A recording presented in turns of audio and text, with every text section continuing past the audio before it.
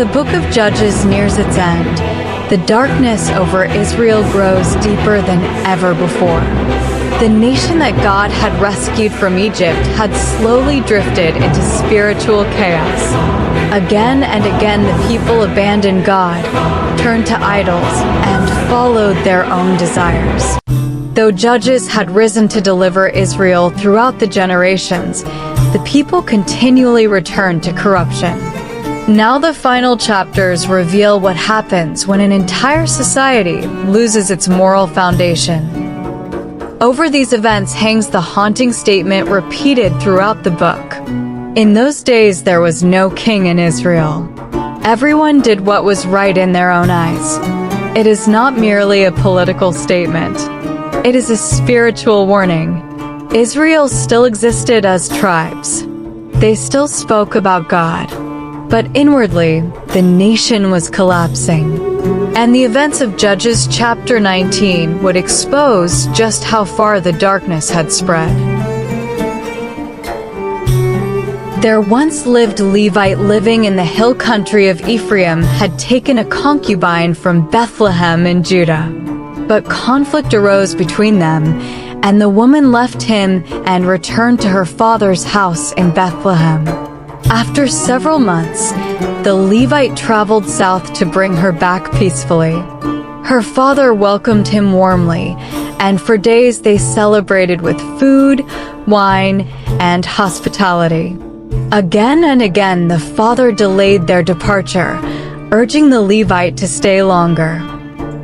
Finally, late one afternoon, the Levite departed with his concubine and servant. As night approached, they neared the city of Gibeah, later called Jerusalem. But the Levite refused to spend the night there because it was inhabited by foreigners. Instead, he chose to continue onward into the territory of Benjamin, believing they would find safety among fellow Israelites. That decision would lead into one of the darkest moments in Scripture. They eventually arrived at Gibeah, a city belonging to the tribe of Benjamin. Yet shockingly, no one welcomed them. In ancient Israel, hospitality was considered sacred. Travelers were not meant to remain abandoned in the town square after dark. Finally, an old man from Ephraim saw them and brought them into his home. For a brief moment, safety seemed restored.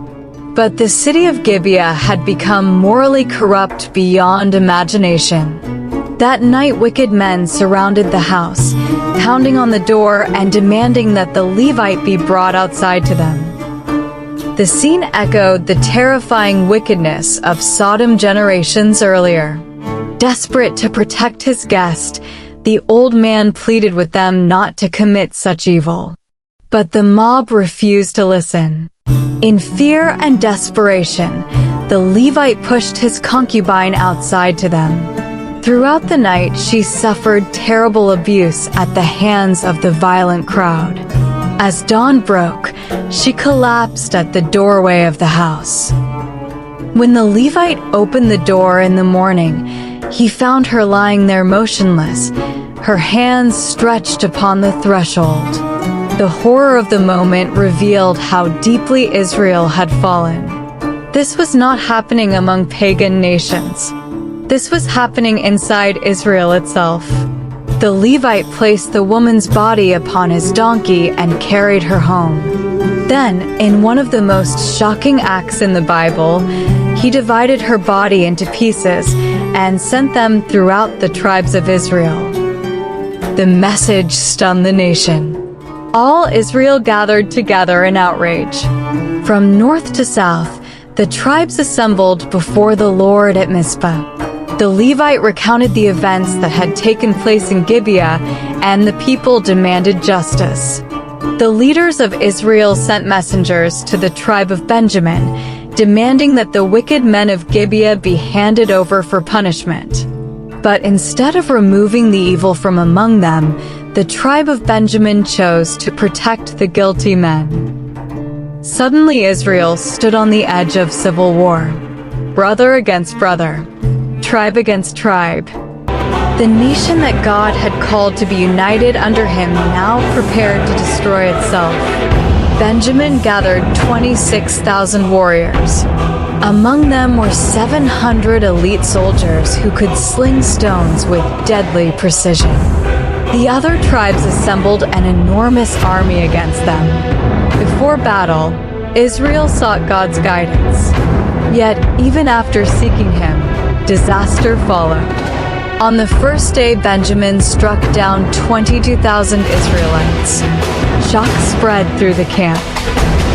The next day, Israel returned to battle, but Benjamin defeated them again, killing 18,000 more. The losses were devastating. The people wept before the Lord, fasting and offering sacrifices. Only then did Israel truly humble themselves before God. On the third day, they returned once more. This time, they set an ambush around Gibeah. As the Benjamites rushed confidently into battle, Israel drew them away from the city. Then the hidden forces rose, attacked Gibeah, and set it ablaze. When Benjamin turned and saw smoke rising behind them, panic spread through their ranks. The battle became a slaughter. Israel overwhelmed Benjamin completely. The cities of Benjamin were destroyed.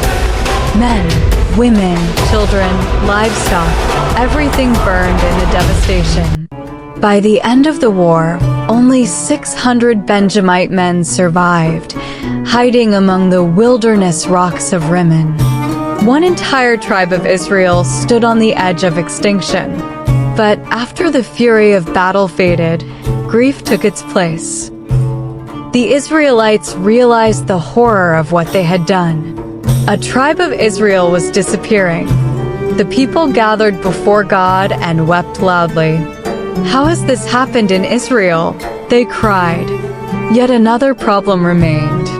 Earlier, in their anger, the Israelites had sworn an oath that none of them would give their daughters in marriage to Benjamin. Now the surviving Benjamites had no wives and no future. The nation's sin had produced even more tragedy. Trying to solve one disaster, the people created another. Eventually, they discovered that the city of Jabesh-Gilead had not joined the National Assembly during the war.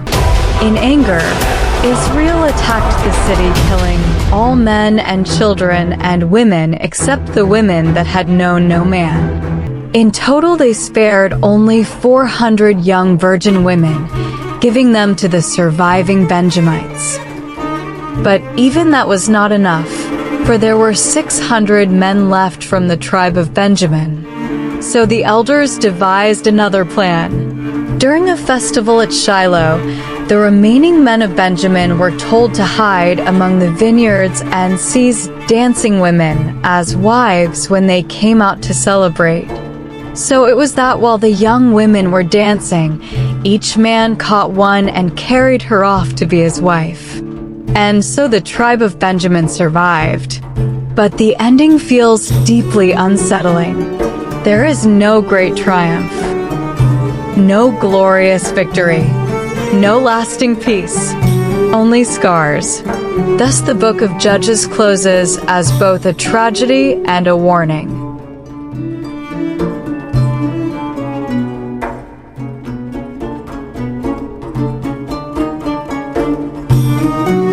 Did you enjoy the story? Please subscribe to our YouTube channel. This motivates us to create more Bible-inspired stories to share with you. God bless you.